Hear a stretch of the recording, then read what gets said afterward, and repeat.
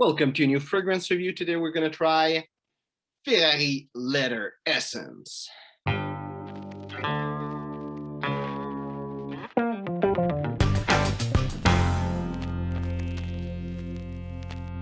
So this fragrance is discontinued.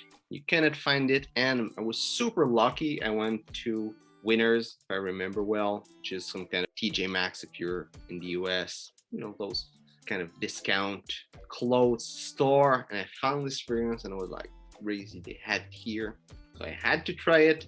It looks really good, but I was extremely disappointed by the quality of it. The leather, I'm gonna show it to you a little bit. The leather is like a fake leather, and I wouldn't expect a real leather, and it's some kind of cheap fragrance, which was not really cheap because it's discontinued anyway. But still, the bottle looks extremely nice, in fact. And this is not why I was disappointed, is that it's new and the cap is already broken. That thing is like the neck ring, whatever it's called. It's not well there. The whole presentation is great. It's just that, I don't know, they kind of cut on the quality and it shows, which is a bit sad because, well, it looks nice. For the box, I don't know where they got the box, but it indeed did a lot of traveling. It's a little bit beaten down, but still, this is what it looks like. And little mirror. Nothing interesting to read on the box. So now let's go to smell.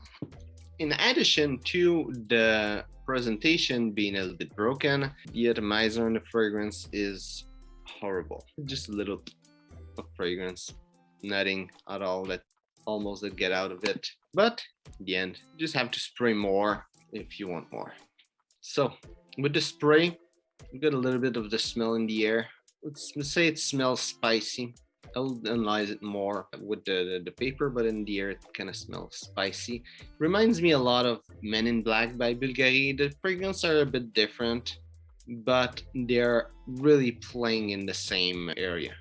And they're both leathery, spicy fragrance, just going kind of a different direction, but they're taking the same path. So apart that little Men in Blackish kind of feel, I'm picking up a lot of tonka bean, a lot of clove, a little bit of cinnamon.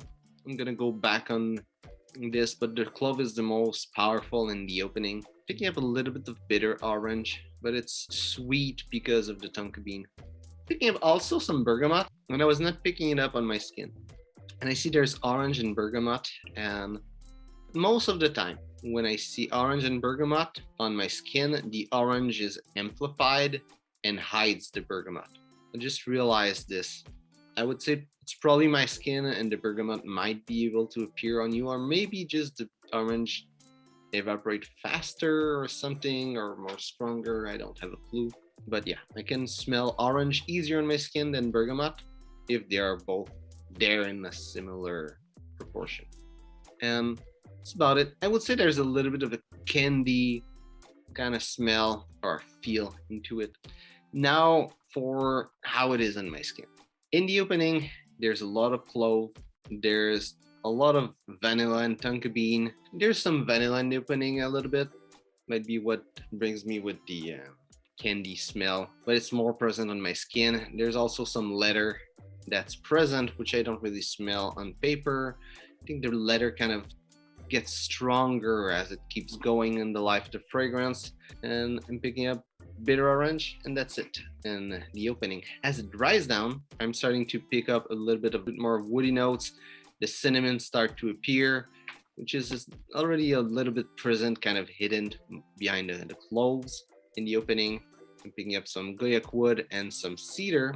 And as it dries down, I'm picking up still all the woody notes that are there and some vanilla. And the leather is still there a little bit, but it's getting away. And still picking up the tonka bean toward the end. It's really a nice fragrance.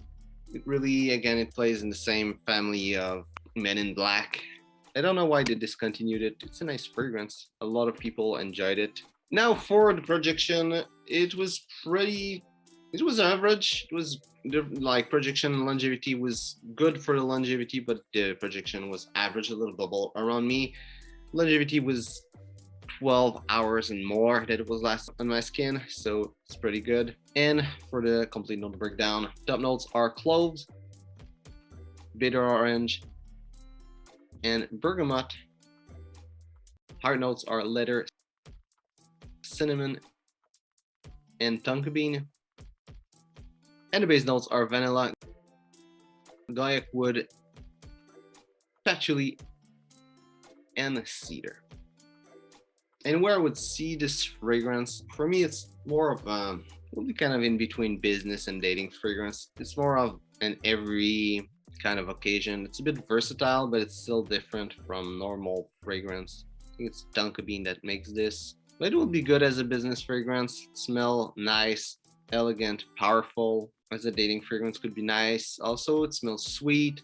There's a little bit of like spiciness into it also. Leather is not too much. It's just there. It's just soft to give some elegance to the fragrance. I know a lot of people say that it's an amazingly powerful leather fragrance. It's nice. You smell the leather, but it's not crazy.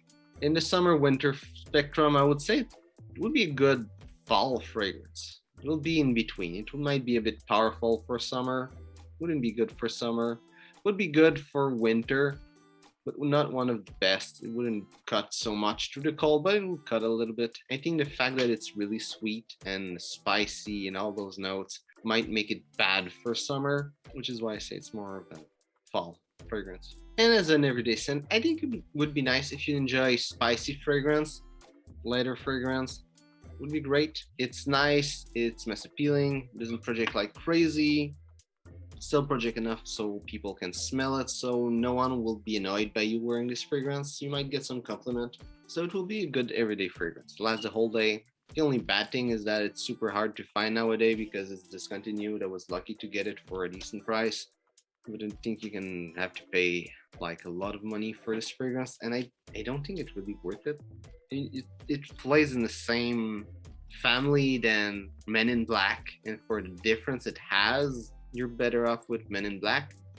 It will be cheaper, easier to find. Also, if you buy a bottle of this one and you finish it and you love it, it will be even harder for you to get another one versus Men in Black, that if you finish it, well, you can just buy another one at retail or in a discounter because it's not discontinued. So I would say it doesn't worth it. If you have a bottle of it, it's great. You can enjoy it, maybe sell it to someone that really miss it. But if you don't, I don't think it's something that you should seek out. If you find a bottle for cheap somewhere in like some store, get it, because it's still a nice fragrance. But I don't think it's really worth seeking this fragrance out. So I hope you enjoyed the video. If it's the case, well, like and share. If you tried this fragrance, tell me what you think about it. Also, if you tried some Ferrari fragrance, tell me which one you think I should give a try. For me, I'm really in between if they're good or bad. I've tried one that smelled super cheap, one that smelled like pretty good quality. So I'm not quite sure if they're good, bad, if they're worthy or not. So say in the comment which one you think really are worth trying and smelling. So thanks for watching and see you soon.